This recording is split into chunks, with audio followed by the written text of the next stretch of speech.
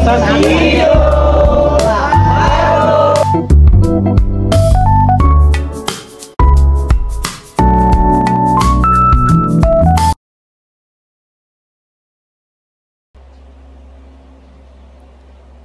name is Tristan James Pareñas.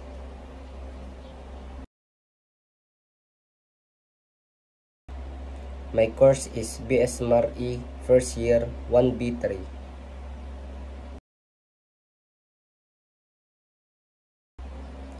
Why did I choose to take a maritime course? I chose this course because it is one of the paths that will support my family and most importantly, my future family.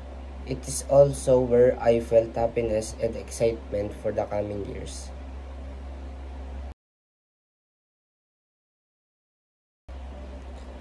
How can I show respect to others in this class? My way of showing respect as a student is by valuing the school rules, being a good person to others, and being disciplined both inside and outside the school.